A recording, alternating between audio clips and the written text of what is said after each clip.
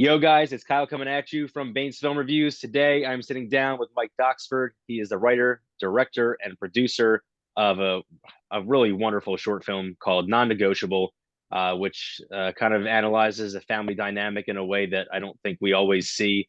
And I think it's incredibly honest and it's a unique take on it. And I really appreciate it. I was just telling Mike how excited I am to have him here because this is a very special movie for sure, and I'm very excited. So thanks so much for spending some time with me. Well, that's very kind words. I'm glad that it's got something that's ticking some boxes for you. Yes, it was just fantastic. I mean, once in a while I find a movie it's good in a way that I'm kind of at a loss for words. And I mean, as I sat there today and I tried to come up with questions for you, this was the most difficult I think it's ever been for me to come up with questions because I was just kind of at a loss. So I don't know if that sounds like a compliment, but it's meant to be a compliment. Uh, so kudos to you, man. I really enjoyed it.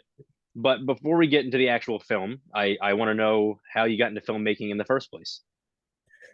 How did I get into filmmaking? Well, it's really the thing that I gravitated to as soon as I can remember. I think for me, it was like aged 5, I was either going to be a Ghostbuster, but then I kind of realized, well, maybe that's not actually that possible. So I was going to become a filmmaker instead. It was like the closest thing to becoming a Ghostbuster, I guess. Yeah. So yeah. So I just started making movies when I was a little kid, and I'm the VHS generation, so Uh, it's yeah. There's something I found so much magic. That was the sort of the wizard powers of life to me was found within VHS, and yeah. just I think when I grew up, I saw these films, and I just didn't know how that sort of thing could be made, like how you could just be Yeah. thrown into these stories. It did seem like magic. I don't think there's any other way to describe it. Mm, So as soon as I kind of started to learn the different ways you could start doing it, I got yeah. my hands on a video camera and just edited in camera. That's how I kind of like doing a lot of magic trick, like making people disappear, reappear. I'm really young at this point, I should say. Okay. Um, yeah. And so, yeah, I just kind of like really watched a movie a day. That was like something I did. I'd often like leave a VHS like recording overnight and then get up in the morning and start watching it till I had to go to Nice. school. It was kind of like that was kind of like my system. So it did mean I saw like Aliens from before I was double figures Okay. and all those sorts of films, which made me have some quite vivid, interesting dreams, to say the least. I'm sure. Yeah, yeah. And then yeah, like I said, it was all I ever really did. Lots made little films, and then when I kind of felt like, oh, maybe I can make a career of this, well, let's see if I can. I moved to London and I did a filmmaking course, and then went to Tisch and did a short course, 65, Oh, I'm which was losing you a amazing little bit. too. And then, oh no, I hope it's not my Mm. signal, because I should say I'm in a hotel room, right? Because I'm in the middle Okay. of shooting a documentary. Oh, nice. So I'm out in the middle of the countryside in the UK. Okay.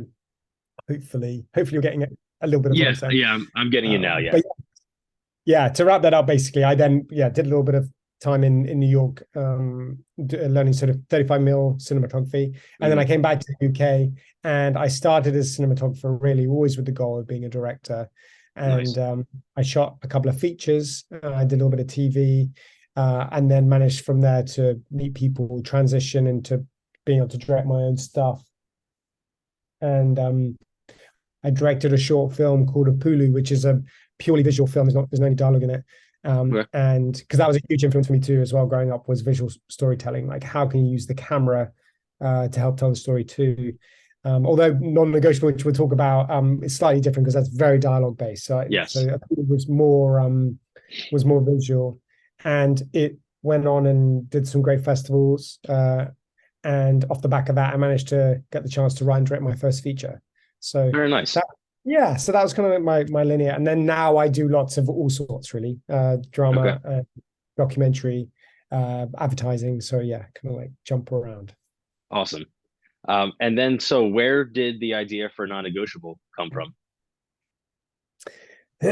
I get asked this all the time when people see it, and I feel like my answer changes every time. Okay.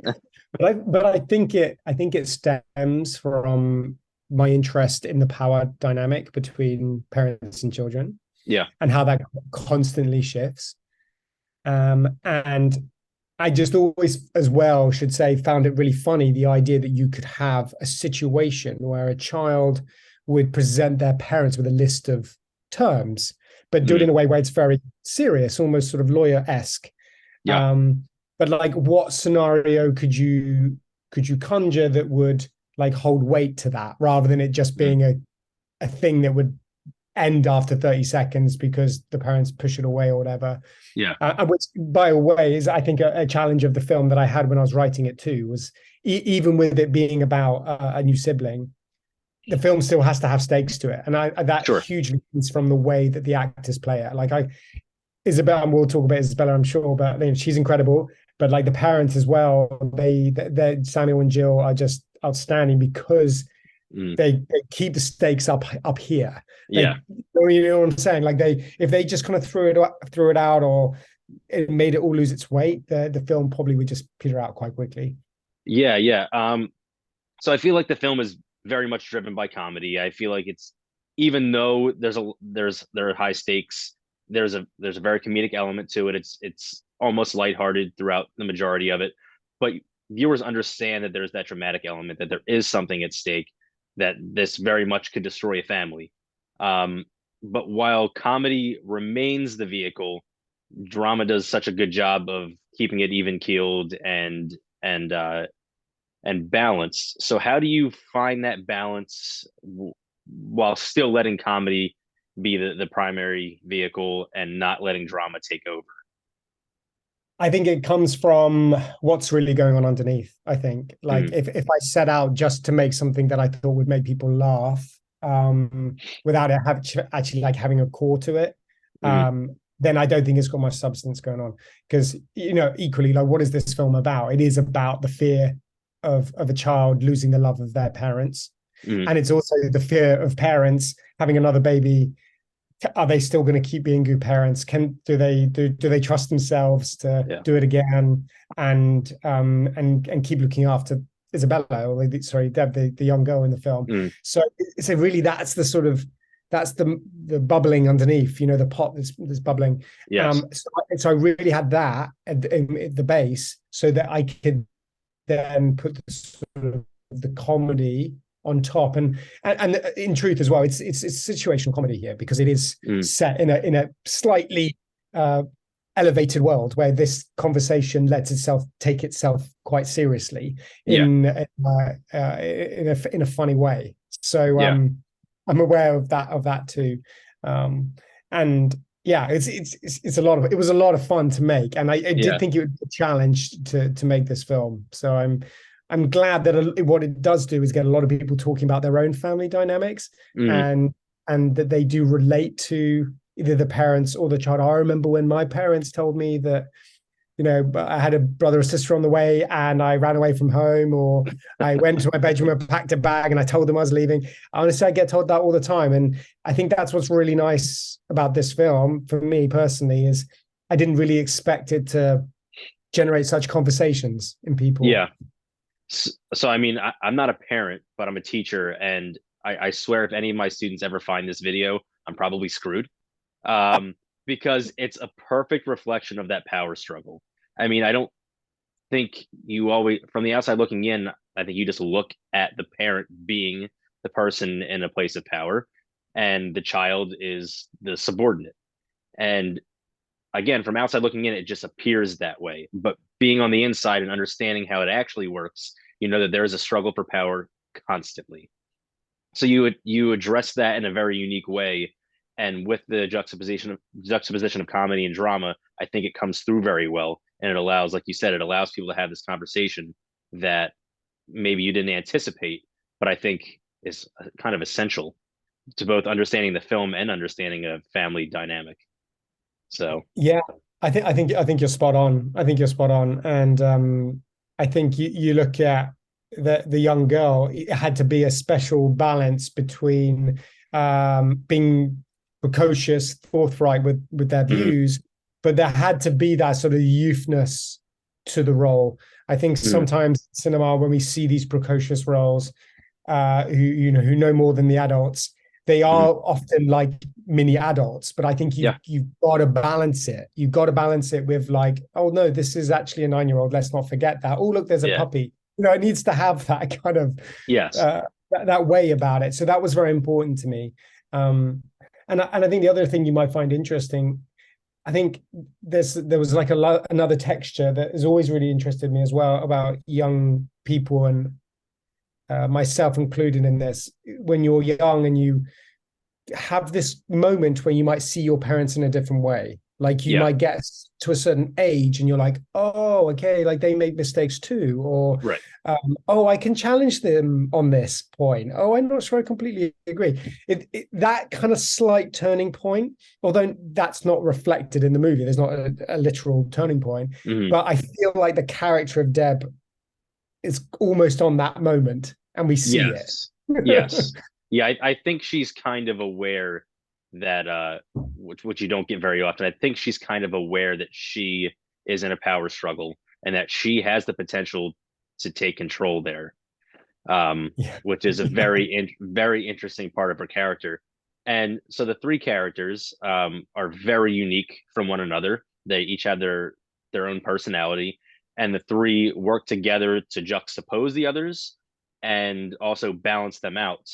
So, what was the process like creating these three very specific personalities and not letting one take over and not letting one kind of fall off and sit in the background and just kind of drown in the other ones? What was that process like? Yeah, again, it was very key for me in the writing process. I think one point to be made about short films, I think it can be a real challenge to have characterization Hmm. in such a short space of time. It's the most important thing. So absolutely, that's what will make it, Yeah, emotional and impactful and a story to follow. But it's really hard to do that, like in a short space I'm of time. sure. Um, so yeah, I was trying to think like how can I best do that, particularly if it's set in a booth. These people aren't doing anything except for sitting there and talking to each other. There's little moments of action I can build into it, but it'll be a challenge. So I kind of knew I was facing that. So I think when it came to writing, it was about working out, well, what's the dynamic between daughter and father? What's the dynamic between daughter and mum, and then mother and father? So you've got Hmm. that sort of triangle, and what are they all playing off each other? Hmm. I really wanted to make sure that there was those layers so that Yeah, so you could kind of be walking around that triangle and you could be seeing different things. yeah, And it's almost like a snapshot in this family's life. And obviously there's this sort of the bombshell line at the end, which we won't give away in case anyone wants to see it. yeah, But like, oh, it could all just, they'll just go home and then they'll have another crazy situation like this. yes, That's kind of how I yeah, wanted people to feel from this. But yeah, I hope that answers your question. yeah. I think I mean I feel like it's obvious that Deb is the dominant character, and but she never overshadows the others. She also helps to support them. So I mean, just having two characters feed off of one another, I imagine, is an incredible challenge. But to have three and it work as well as it did is kind of incredible. Well, I think that because we talk about the power thing. I think like Yeah, the parents have to be united, but yeah, it's just, some of my favorite bits of this film is when Deb puts them against each other. yeah, I had such fun like writing that, but then also again, when you're blessed with amazing actors, they yeah. just bring nuance. I mean, Samuel and Jill are just so good with comedy. Mhm. You fully just believe these two are a couple, and Yeah. they have this shorthand. But I mean, that's because they're great actors. They're just such good actors. Very Yeah. lucky. In the moment that the mother turns to the father and she makes a comment like I can't believe you would do that, or that you can see the tides turning. I think I audibly was like, "Uh-oh." It always gets a great response. Like we just showed the film in Cleveland, and it was by the way a packed cinema. It was like Nice. there were people sitting in the aisles. Wow. It was crazy. But that's one of those moments they got like a really big laugh, Yeah. which is always like, well, you see it in the father's eyes as well. He's like, oh no, where's she going with this? And then the wife turns and like, what's going on here? Well, again, it kind of made me think about my job, where I mean, I co-teach some classes, and I mean, there have been moments where my co-teacher and I haven't been 100% on the same page, and you're trying to be a united front against your students, and then they turn to you and they go, "No, that's not right," and you kind of think for a second, "Oh shit, like what's going to happen now?" Um, but it reminded me of that. So the fact that it's able to transcend more than just families and kind of Mm. dip its toe in other things is very cool too. Um, Well, I think to that point as well, I think if you're gonna have one of these young characters that is quite outspoken, you want them mm, to be saying things that actually feel very researched. Like yes, they actually need to seem like they've put the work in. yeah, So if she gives a quote and she's like, "Yeah, I heard it on a podcast." I mean, what can the person's like, okay, right. Well, let's just move on. What's the next right, thing? Yeah, and I yeah, think that really adds to a nice layer of comedy to it. yes, absolutely, absolutely. And then, so one of my concerns whenever I go into a movie that features a young actor or actress, I'm always concerned: are they going to be able to effectively lead this, or are the moments that they're on screen going going to live up to the expectation and going to live up to the other scenes? Because I feel like when you cast an adult, you pretty much know what you're going to get. I feel like they're not really BSing you in an audition. Like they can audition and they're probably just as good in front of a camera. But Yeah. it's a kid, so I mean, at any time their demeanor can change. And I imagine in general it's much more difficult. So how do you go about this process of just casting anyone at all in a role of a younger person? And then how did you manage to find Izabella? Because she's just fantastic. Yeah, she's absolute gold. Yeah. I'll tell you as well, she's got an incredible CV for like a now 11-year-old, but 9 when we filmed, Wow. because Okay. she's previously been in an Oscar shortlisted short film. So yeah, I was in good hands. I was very lucky to have her. But how she came about, we did a casting. We put Mm, a casting out for somebody who would fit the brief, and we got some great tapes back. I have to say, like there were a lot of fantastic young actors that could have played the role. hmm. But how Isabella came into my life was through my sister-in-law, Okay. who recommended her. And I was like, sure, why not? She can put something on tape. She put it on tape, and she just had what I was talking about. She had this Hmm. like gravitas with the lines, beautifully understated though, but equally like a youthfulness to it Hmm. as well. And she just had so much of that in what she delivered. I was like, yeah, she's our gal. And I mean, she could have been a seasoned actor Yeah. with the that she gave me. It blew us away. It really did. But then, like, how do you work with young people like that? I mean, obviously, you've got the stipulations of time that you Right. have on set with them. Hmm. Sure. Is the practical challenge. But then also when you're working with a 9-year-old, there are of course things that they won't understand about the Sure. story. Because when you're that age, your brain works in a bit more of a sort of a literal manner. So to Yeah. try and act something that isn't completely understood to them, they might not know how to play it. So it's Yeah. then trying to find another explanation, or obviously explain something that they don't know. So it's kind of like seeing which might work better, and then having those conversations to help them understand something and see, Hmm. if they don't feel comfortable or if they're not like getting the line right. It's kind of like asking them as well, like what is it that is confusing, or maybe this falls on my shoulders to make sure I explain it better. Yeah. Do you find that it's more of a conversation with a younger actor than it would be with someone who's seasoned 20, 30 years, because you have to try and figure one another out so differently than you would another adult? I think that the beauty of young actors is they're just so raw. Yeah. There comes this just like base level. of Hmm. just comes out. There's not like Yeah. there's no like overthinking or anything like that. Right. Um, but then when it doesn't work, it jars, and so it's clear where you might need to like work on it to Right. to to get it right. And like rehearsal with these three was an absolute dream. It was an Yeah. absolute dream. So the day before the shoot, we did a full day of rehearsal Okay. until we got the blocking and the timing of the lines right. Because that was also, I should say, like kind of a challenge of the script itself, is that the whole thing Mm. plays in one. It's just Yeah. one long scene. It's real Hmm. time. So when you're making a film like that, you're thinking about the tone, like when you're rehearsing it, and like how is this Yeah. actually? It's like a little play, isn't it?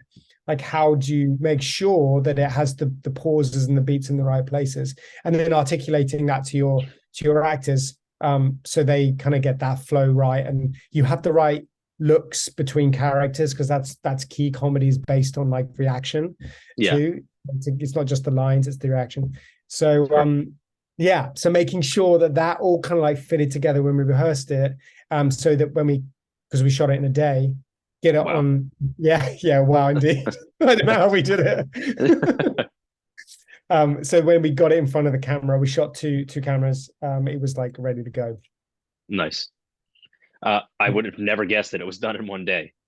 Uh, Again, to have a child play such a prominent role and such a unique role where she is not the innocent child that it's okay if she seems naive and maybe a little underwhelming. She needs to be on her game throughout the entire thing. So to be able to accomplish that in one day with her, I mean, she's fantastic. So Mm. I imagine it's a little different than maybe some other child actors, because I don't know what it is about her. She's very much in charge, it seems like, and in Well, command. she's quite like that in real life, I have to tell Yeah. you. She yeah, yeah. I mean, like you get a glimpse of Izabella in real life on there. Um, special human, like just so lovely, just so she's so articulate. She's so in the moment when she's acting Mhm. as well. Such a kind-hearted person, like listens. Yeah, she's Nice. like everything I think all of us want to be. Yeah. Well, I hope she stays that way, because I feel like Yes. she'll have a pretty successful career if she chooses to. Um, Yeah. and then, so one of the things I'm always curious about is I'm always curious how you trust others to play out your vision. And I imagine every film is kind of like your baby, and you want it to play out a certain way. Um, but now again, you have a child that this film rests on her shoulders. So how do you go about trusting her? I imagine that her resume helps with that to some degree. But how do you go about kind of letting go enough to let it rest on Isabella's shoulders and the other actors' shoulders? And I Yeah. mean, just the rest of the team as well. Yeah. I mean, the first thing to mention is filmmaking is a collaborative process, Mhm. and anyone who thinks it's just the director at the top who Yeah. like commands everything and they get it right every time, then that's just not true. Right. I think to be a great filmmaker, or even just to get it half right, you need to listen to the people around you. Yeah. Um, and I think a huge part of that, from a director's kind of like mindset and approach, has to be articulating your vision correctly to them. Hmm. And then if you've done that right, they will feed into that with their creative thoughts and ideas, and it will just click. Okay. Easier said than done, of course. Like Sure. it doesn't always work like that, because everyone's got different sensibilities and desires and filmmaking kind of approaches in their minds, and tastes, I should say. But Hmm. that's one of the challenges, but it's also kind of the beauty of it, because it means it forces you to look at things slightly differently. I Right. think it's so key to have an open mind as well as a filmmaker, have a clear vision, but like also listen to the people around you. Sure. And when it comes to the actors, I think they're the ones who bring the film to life on screen. So Hmm. you can never, in my opinion, go in with like, this is what they have to do for the film to be right. I think Yeah. like they're the ones who bring it to life, and if they believe it, then I think it's only going to make your film better. And with this particular film, I wrote it with Samuel and Jill in mind. Like Okay. like I said, I think they're just phenomenal like actors in general, but with They are. comedy, they're so great. And so I kind of like I knew they could deliver this what I Yeah. wanted. Um, and I knew that like Samuel would be the sort of the father who trying to appease the situation, keep everyone calm, be a peacemaker in some ways. But then you had sort of the mother character who is like trying to listen to her daughter, like trying to uh, take on her views, but Mhm. equally trying to tell her like ultimately this is to wrestle the control of the situation, like Yes. not let her get too far ahead of it. And I knew they could both kind of do that. And Mhm. then with Izabella, it was from the tape. She had to straddle that kind of youthness, but also forthright approach. And I think she just did it. And then as soon as we got it on Yeah. a rehearsal floor, it just beautifully flowed. So I was very lucky. Yeah. Like I said, I'm always concerned going in with a child, and as soon as she opened her mouth, Mm. I don't think my jaw literally dropped, but like it dropped. Just listening to this young girl Yeah. speak better than I do. Um, it was incredible, and it was a lot of fun to see. And it adds comedy and it adds drama and it does everything that it needs to do, and she does everything just incredibly well. So I imagine trusting her with the process is maybe a little bit easier than it's been with other people. I don't know your experiences with that, but I imagine that it's probably easy trusting her with something like this because she's so talented. Well, I think where there was a huge amount of trust as well is that I gave her a no and she just stuck. She Okay. totally got like she just totally knew what I wanted to do, which is like a really good example. Actually, is you talk about when she's introduced. Her very first line is "Hello, father. Hello, mother," and Right. that's very deliberate. Like the way that Mm-hmm. it's father first, pause. There had to be the pause because Yeah. it added the gravitas to the situation, and like she was holding the space. When people are Right. nervous, they speak super fast and they fill in the gaps and da, da, da, da. But it was really important to me that you had this 9-year-old girl who's just in control, and it's Yeah. father first, and then her like ultimate villain in the situation, mother. Yeah.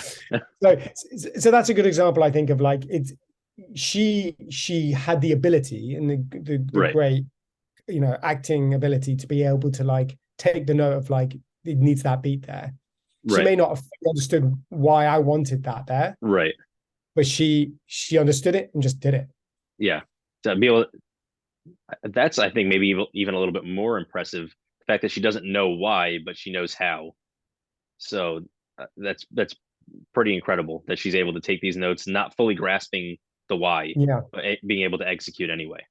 Yeah, and like to add an extra layer to that, and I think this all came out in rehearsal. Because like there were certain particular lines I really had what I wanted in my head to be delivered a particular way.